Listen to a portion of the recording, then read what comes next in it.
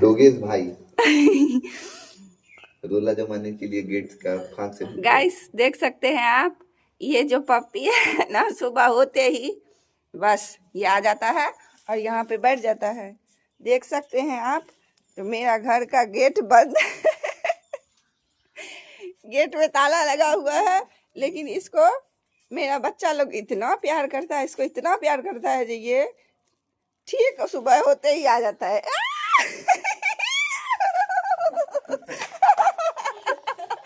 तो मेरे पीछे ही पड़ गया।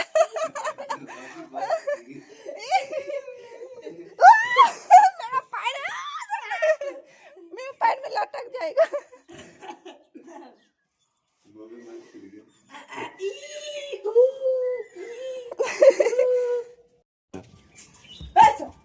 बदमाशी करता खेल लेता था। दे दे दे बिस्कुट दे दे इसको। सुबह सुबह बेचारा नन्हा मुन्ना आ गया है।